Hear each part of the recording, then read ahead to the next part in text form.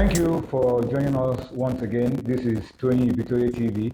I'm happy to welcome you to this package. You've asked us to get you important sports personalities. You want us to interview uh, big men in quotes in sports, men who are making impact. And that's exactly what we are going to be doing in this package. I have a very special guest, a very dear person for a number of reasons. Because we attended the same secondary school, although I left like a decade before it got in. It doesn't mean I'm that old, you know. But I have a special guest, someone I'm sure you would like to meet. I try to describe him as the king of basketball courts in Nigeria. Clearly, one of the leading basketball court builders on the continent as we speak. So my pleasure to, in this package, introduce to you Opeyemi Babalola, aka Weber. That's my guest on Tony Victoria TV. Weber, Opeyemi Babalola. Yes, sir. It's good to have this chat with you. I've read so much about you. I'm so happy because you are also a product of my secondary school, and you have made a lot of impact in sports, not just basketball, everywhere. And so it's a privilege to have you and welcome you to Tony Victoria TV. It's a YouTube channel where we try to highlight amazing work, done to improve sports facilities, sports personalities, sports news, everything around sports, particularly in Nigeria and abroad. So, for the purpose of this interview, I'll be calling you Weber. Okay. Because Opeyemi Babalola is still Weber. Weber is Opeyemi Babalola. Yeah. Babalola Opeyemi is Weber. So, yes, sir. Well done for the Thank good you job very you've much, done. sir. Yeah. But tell me a little bit about yourself. Where are you from? And I know you played basketball as a kid and everything. Yeah. Tell me where you're from and how you got into basketball. Like you said, my name is Opeyemi Babalola, and I'm an engineer by profession. I'm the MDC of Weber Engineering Nigeria Limited. I grew up in Ilorin. I came from a large family of 9 children, 8 sisters, and I schooled in St. Anthony's for my secondary school, went on to study mechanical engineering at the University of Ilorin. Then also studied subsea engineering at the University of Aberdeen. I went on to work in a couple of oil and gas fields and companies after my graduation, and that journey took me to places like Aberdeen, Angola, and then back to Nigeria in 2015. So we started running the company, that's Weber Engineering, Weber Hoops and Court, in 2015, and here we are, almost 11 years after, but we're still waxing strong. St. Anthony Secondary School in Ilorin has produced a lot of giants. Oh yes. Late Sunday Bada, the Academy Sisters, Yes, Isia Folabi, a whole lot of sportsmen. Ilorin generally used to be the hub of sports back in the days. Yes. So when you were in St. Anthony's, was that where you got involved in basketball? Oh yes. It was while I was in GS3, in my course of study. I ran into a friend who said, why not try come to the stadium one of these days? And that was how my journey started. And I think it was that same year in 1995 that my stepmother was to come down to Nigeria from Copenhagen, and then she bought me this NBA replica jersey of Chris Webber. I wore it to the court, and then everybody started calling me by the name at the back of my jersey, and so that's how Weber started. Weber came into Chris Webber. Exactly. Yeah. Interesting. Yeah. Wow. Have you been able to meet Chris Webber personally? Oh, not yet. But I'm sure we'll be looking forward to meeting you as well, because Weber is everywhere. Oh, definitely. Yeah, definitely. At some point in time we will meet. And you did a fantastic job for St. Anthony's building a standard basketball court. They deserve it. If you look at the happenings in the last couple of years around sports in the school, you realize that what we enjoyed back in the days, they've not been privileged to experience that. And I felt it was necessary to give back. It was necessary to, I mean, add value in a way or the other. And to the best of my knowledge, even the guys who participated at the inaugural camp that we had in 2019, a lot of them are now graduates and already doing something or the other um, in their careers. So just imagine that gap, and again, you look at the participation of the school in basketball and in sports generally since we built that facility for them. They've been winning a lot of laurels, and that speaks volume to the fact that these kids just need the enabling environment. They need the tools, the right tools in their hands, and this will also do a lot of go a long way to take them off the streets, take them off ill and bad devices in the society. Keep them away from crime. Exactly, and it helps to bond. It helps to create network of long-lasting friends. I have friends from basketball for well over 30 years now, and we still talk. We still have that, mutual respect, mutual understanding of the way we started. I mean, it speaks volume. Having to create that kind of relationship as early as that age, So again, this is something we hope that we can replicate in so many other schools across the country. And to the glory of God, we had a foundation like Giant of Africa, which came on board and were able to bring to fulfillment that dream for us by having us on board to build those kind of facilities, not just in Nigeria, but across other African countries. And we've done well over 16 different African countries in the last couple of years. So, I mean, it's a journey that, that has started and we will definitely see to the end of it. I mean, every school deserves a quality playground. Yeah. Because come to think about it again, a lot of these kids spend more time in school than they do at home. They are in school from the hours of 7 or 8 o'clock till about 5 in the evening. These are the productive hours. These are the hours that, they tend to learn a lot of things that relate to extracurricular activities. And they should, I mean, as a matter of fact, be introduced to any form of sport as well, not necessarily basketball. I mean, football, netball, handball, volleyball, badminton, they're all Table so many tennis, kind of things that as they many can as possible. interesting. And within these hours of the day, they will learn one way or the other. And then you look at it, but from the time when you were there, probably the population was 500. Now we have over 2,000 kids, and the landmass has not changed.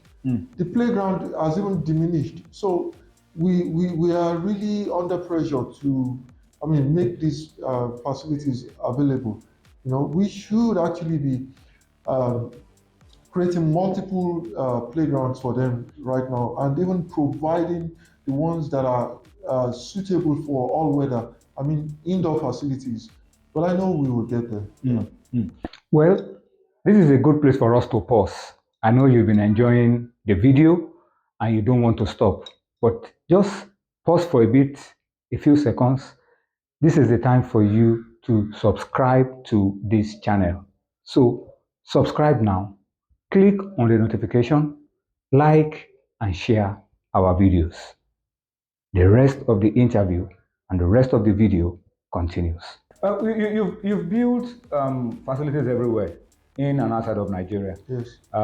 If I ask that, what do you see of Weber in another 10, 15 years? The National Sports Commission is also, trying as much as they can to ensure that facilities are everywhere in Nigeria. Basketball facilities, every kind of facility.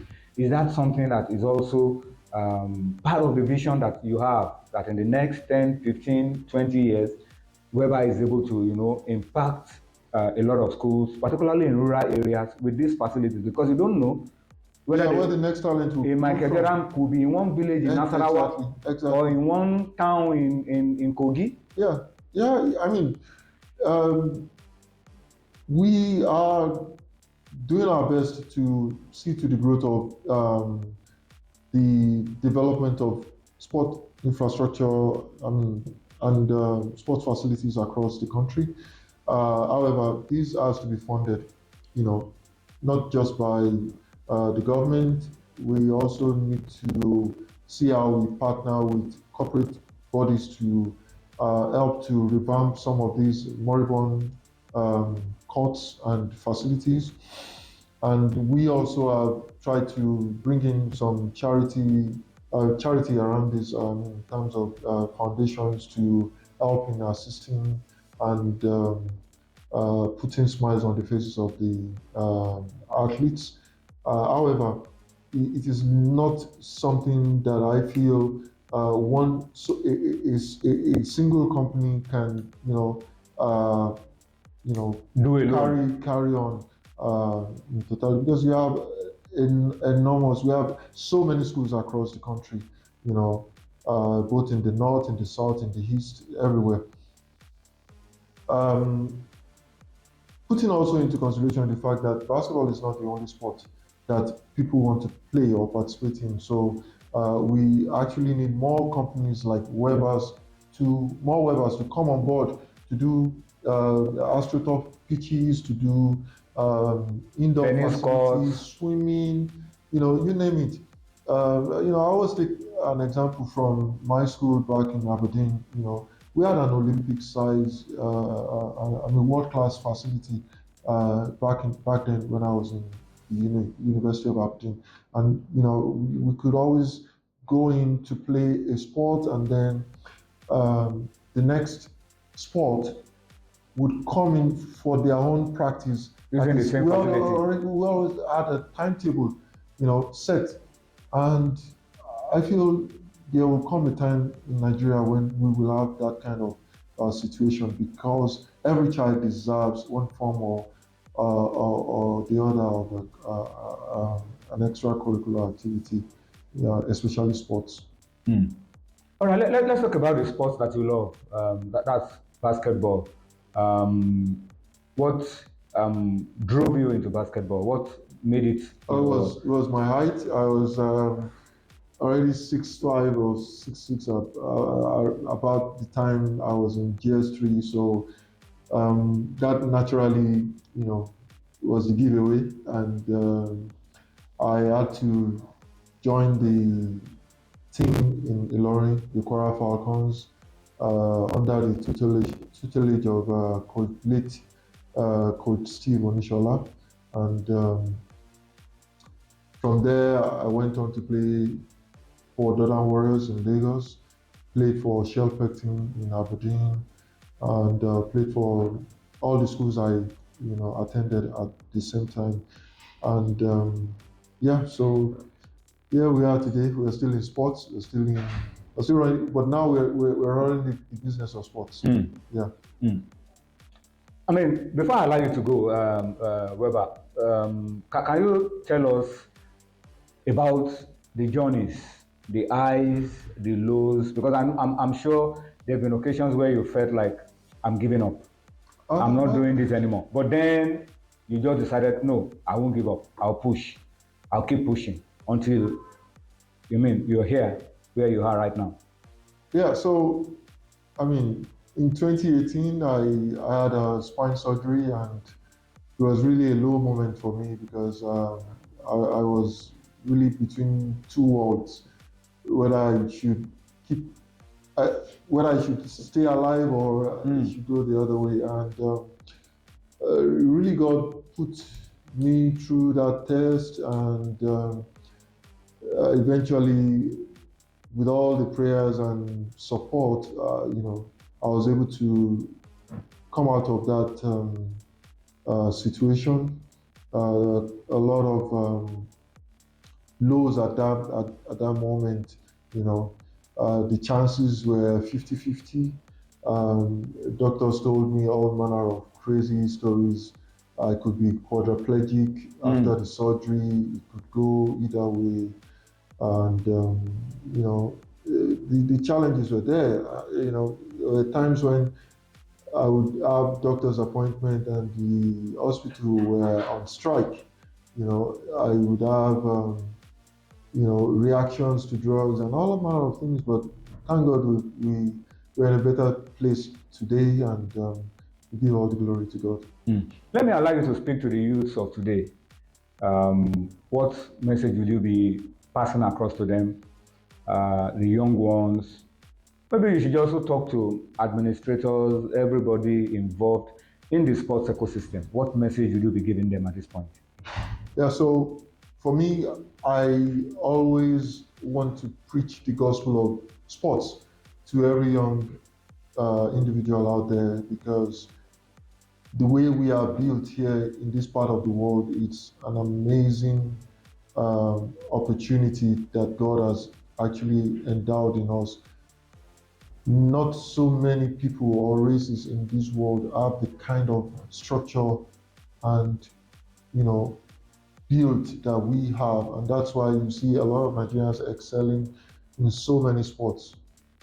So you never can tell where the next Olajuwon will come from. You never can tell where the next Sunday Bada will come from. So keep striving, keep working, keep putting in the work, and believing in the process. You will definitely get there. And it might not even just be in sports, but you can always use sports as a tool to better your life, change the narrative, change the story, change the situation that you are in. And that really should be the goal. And to the sport administrators, my fellow sport administrators, because now I'm also on the board of Nigeria Netball Federation, I would want us to continue to see how we give these kids the opportunity to explore and to strive in everything that they want to be, to make their dreams come true, by providing them all the enabling environment to strive, be it the facilities that they need to train in or the equipment that they need to use for practice, and the opportunities that they need to showcase their talent, events where they can perform to step up their games and really get visibility from scouts. All of these are very, very important. And I believe with the support of the government, we will be able to change a lot of the situations that we are not so pleasant, finding pleasant in Nigeria today. Opeyemi Babalola, Weber, thank you so much for speaking to us on Tony Bitore TV. We wish you, bigger success, bigger impact as you go on. Thank you very much. Wow, short, incisive interview with Opeyemi Babalola, also known as Weber. I'm sure you enjoyed every bit of this interview. At this point, as we said earlier on, please subscribe to this YouTube channel, like these videos, and of course, click on the notification bell so that you can, enjoy new videos when they drop. And this particular interview with Weber, I'd like to get your comments, So please go on to the comment section and drop your thoughts. What do you feel about all that this young man has articulated, his dreams, his vision, his impact on basketball, not just globally, but right there at the grassroots, in schools, as he did for St. Anthony Secondary School in Ilorin, as it's done for King's College in Lagos, as it's done across the African continent. Drop your thoughts. Let me know exactly what you feel about it. So thank you once again for watching. Until the next time, where we bring you another interesting package, keep watching. See you the next time.